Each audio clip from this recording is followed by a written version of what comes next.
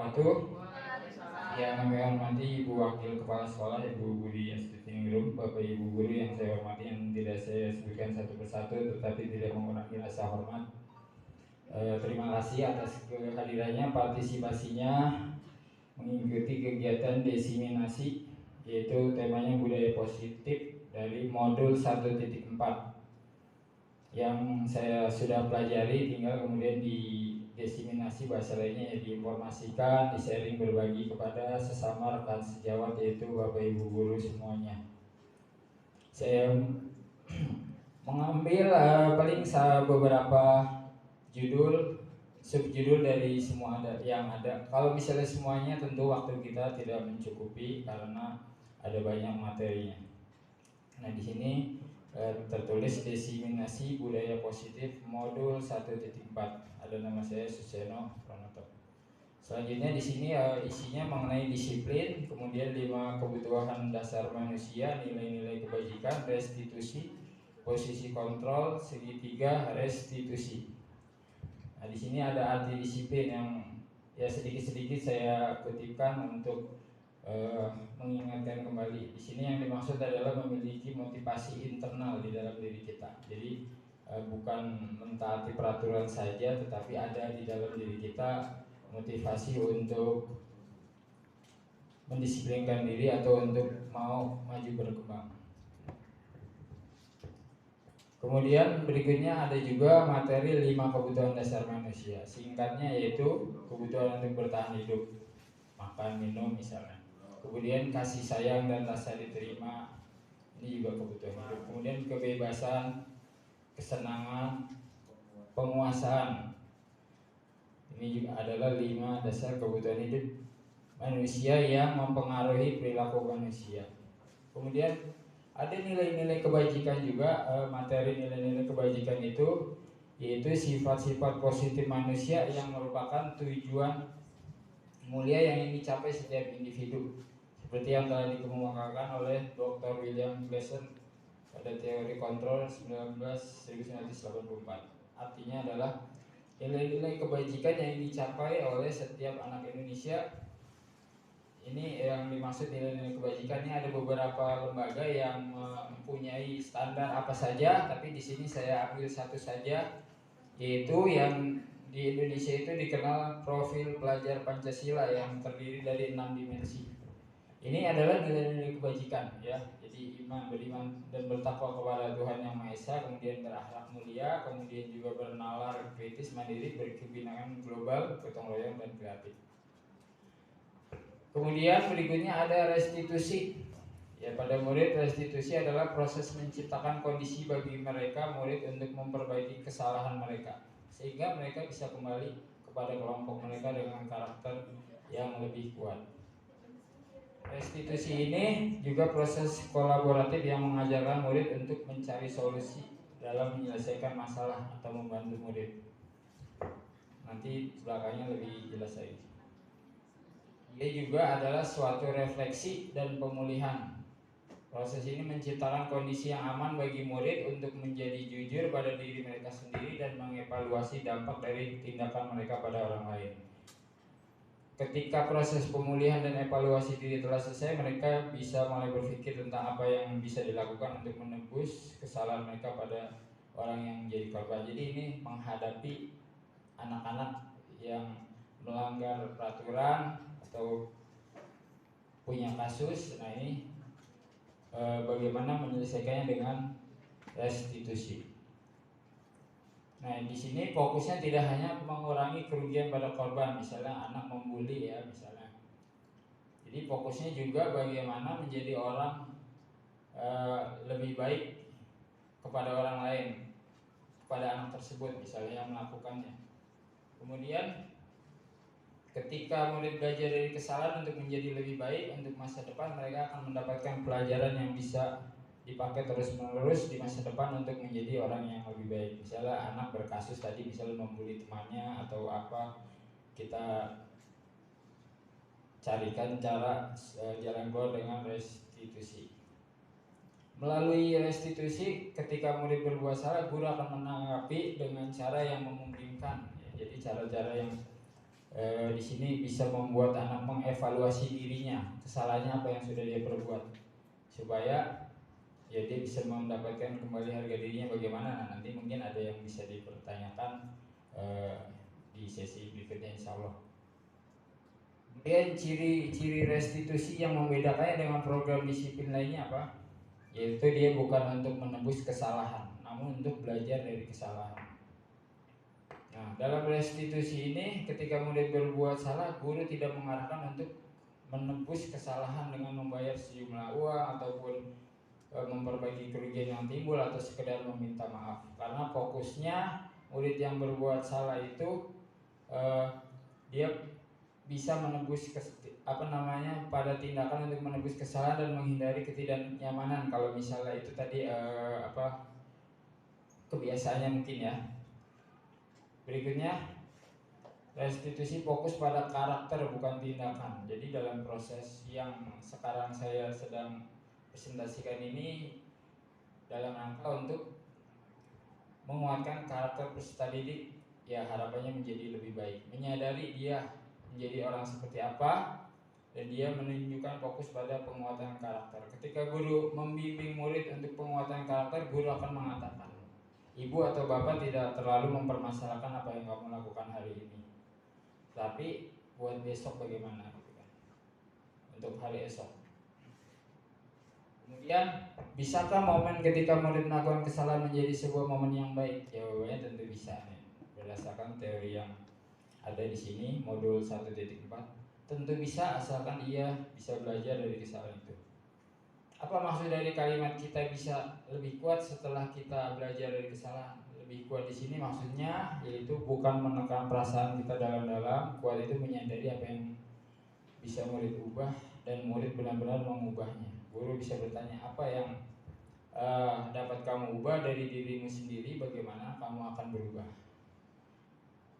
Nah, itu tadi ketika menghadapi satu kasus. Nanti di bagian belakang ada lagi lanjutannya. Kemudian berikutnya ini di dalam materi modul 1.4 itu ada juga 5 posisi kontrol guru menempatkan diri. Ada 5 menurut ahlinya, guru atau orang tua. Jadi kelima posisi kontrol tersebut adalah sebagai guru bisa sebagai penghukum, kemudian pembuat rasa bersalah, sebagai teman, pemantau, dan manajer.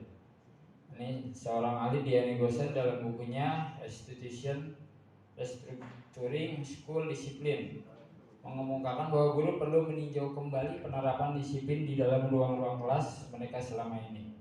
Apakah telah efektif? Apakah masih berpusat memerdekakan? Apakah memandirikan murid? Bagaimana dan mengapa? Melalui serangkaian riset dan berdasarkan pada teori kontrol Dr. William Glasser, Gosen berkesimpulan ada 5 posisi kontrol yang diterapkan seorang guru, orang tua ataupun atasan dalam melakukannya. Yaitu di sini ada penghukum, tadi sudah saya sebut. Kita lihat slide berikutnya.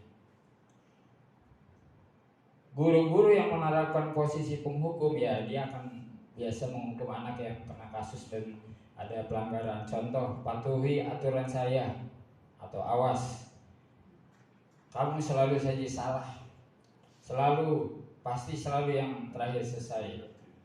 Ini contoh-contoh kalimat yang saya dapati dalam materi. Terlambat lagi, pasti terlambat lagi. Selalu datang terlambat, kapan bisa datang tepat waktu?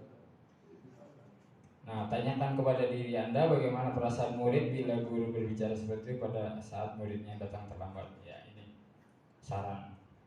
Kemudian hasil, kemungkinan bila mana guru memposisikan diri sebagai penghukum, kemungkinan murid marah dan mendendam atau bersifat agresif. Bisa jadi sesudah kembali duduk, murid tersebut akan mencoret-coret bukunya atau meja tulisnya.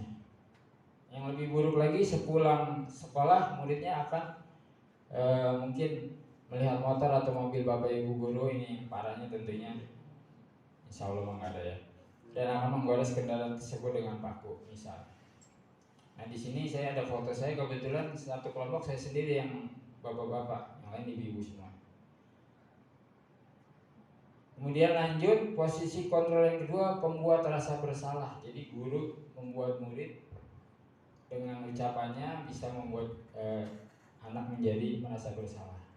Ini udah sebagai yang dicontohkan. Ibu sangat kecewa sekali dengan kamu.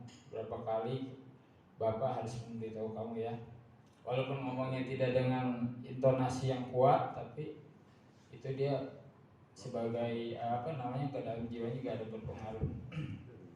Gimana coba kalau orang tua kamu tahu bahwa kamu berbuat begini? Di posisi ini murid akan memiliki penilaian diri yang buruk tentang diri mereka, merasa tidak berharga dan telah mengecewakan orang-orang yang disayanginya. Pembuat rasa bersalah dengan suara yang halus, sedih dan memelas, bahasa tubuh merapat pada anak. Adi, kamu ini bagaimana ya? Kamu sudah berjanji dengan ibu tidak akan terlambat lagi. Kamu kenapa ya? Senang sekali mengecewakan ibu. Ibu benar-benar kecewa sekali. Bagaimana perasaan tegur? Nah, ini mungkin untuk merefleksi. Kemudian hasil, bagaimana kalau itu dilakukan? Murid akan merasa bersalah telah mengecewakan ibu atau bapak gurunya. Murid akan menjadi orang yang gagal dan tidak sanggup membahagiakan orang lain. Kadang-kala seperti ini lebih berbahaya dari sikap penghukum, karena emosi akan tertanam rapat di dalam murid, di dalam hati murid, dan murid perasaan. Selanjutnya, posisi kontrol yang berikutnya adalah teman. Jadi guru bisa memposisikan diri sebagai seorang teman kepada para peserta didiknya, yaitu di sini tidak akan menyakiti murid. Dia akan melakukan cara-cara yang bisa membuat anak mau dengan persuasif, dibujuk gitu. Contoh di sini ada kalimatnya, ayolah bantu demi bapak ya. Ayo kalian ingat tidak bantuan bapak selama ini. Ya sudah ya, kali ini tidak apa-apa, nanti ibu bantu bereskan. Nah, hal negatif dari posisi teman adalah bila suatu saat guru tersebut tidak membantu, maka muridnya akan kecewa dan berkata, saya pikir bapak atau ibu teman saya. Nah, muridnya dikecewakan. Nah, ini adalah juga posisi kontrol yang bisa kita lakukan mungkin. Kemudian berikutnya hasilnya bagaimana? Murid merasa senang akrab dengan guru. Ini termasuk dampak yang positif. Hanya saja di sisi negatifnya juga menjadi tergantung pada guru tersebut. Bila ada masalah, dia bisa mengandalkan guru tersebut untuk membantunya. Nah, kemudian yang berikutnya yang keempat, pemantau. Memantau berarti mengawasi. Guru juga bisa mengawasi murid-muridnya, terus kita bertanggung jawab atas perilaku orang-orang yang kita awasi. Posisi pemantau berdasarkan pada peraturan-peraturan dan konsekuensi. Dengan menggunakan sanksi atau konsekuensi, kita dapat memisahkan hubungan pribadi kita dengan murid sebagai seorang yang menjalankan posisi pemantau. Pertanyaan yang diajukan oleh seorang pemantau, misalnya peraturannya apa? Apa yang telah kamu lakukan? Sanksi atau konsekuensinya apa? Dan seterusnya.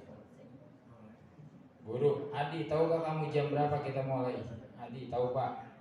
Kamu terlambat 15 menit. Apakah kamu sudah mengerti konsekuensi yang harus dilakukan bila terlambat?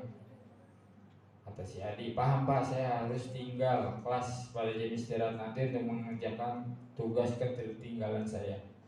Guru, iya benar, nanti pada saat istirahat kamu harus selesaikan tugas yang tertinggal tadi. Saya tunggu. Nah, kita di sini disuruh refleksi bagaimana perasaan murid diperlakukan seperti itu. Hasilnya murid memahami konsekuensi yang harus dijalankan karena telah melanggar salah satu peraturan sekolah. Guru tidak menunjukkan emosi yang berlebihan, tidak menjadi marah atau membuat rasa bersalah. Murid tetap dibuat tidak nyaman, yaitu dia harus tinggal di kelas di jam istirahat, sementara yang lain sedang istirahat.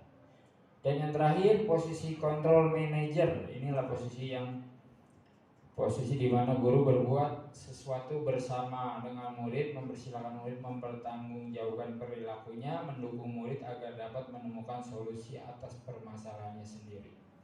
Jadi seorang manajer telah memiliki keterampilan di posisi teman maupun pemantau, dan dengan demikian bisa jadi di waktu-waktu tertentu dia memerankan posisi tersebut, pemantau atau teman. Namun bila kita ingin murid-murid kita menjadi manusia merdeka, mandiri, dan bertanggung jawab, maka kita perlu mengacu kepada restitusi yang dapat menjadikan murid kita seorang manajer bagi dirinya sendiri. Di manajer, murid diajak untuk menganalisis kebutuhan dirinya maupun kebutuhan orang lain. Di sini penekanan bukan pada kemampuan membuat konsekuensi, namun dapat berkolaborasi dengan murid bagaimana memperbaiki kesalahan yang ada. Seorang manajer akan berkata apa yang kita yakini, kembali keyakinan kelas. Ada materi sebenarnya satu lagi, yaitu keyakinan kelas. Kalau kita selama ini akrab dengan namanya peraturan sekolah maupun kelas, tata tertib, ini di modul ini ada juga sebenarnya satu lagi, keyakinan kelas. Apa yang diyakini oleh disusun bersama-sama antara guru dengan peserta didik, walas misalnya dengan anak-anaknya yang di dalam kelas tersebut, supaya nanti kita bisa menjaga kondusivitas, disiplin dan kemandirian dan sebagainya terhadap anak-anak. Apakah kamu meyakininya? Jika kamu meyakininya, apakah kamu bersedia memperbaikinya?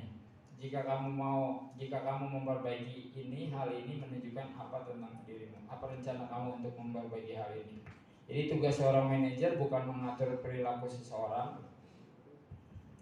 Kita membimbing murid untuk dapat mengatur dirinya. Seorang manajer bukan memisahkan murid dari kelompoknya, tapi mengembalikan murid tersebut ke kelompoknya dengan baik dan kuat. Bisa jadi dalam praktek penerapan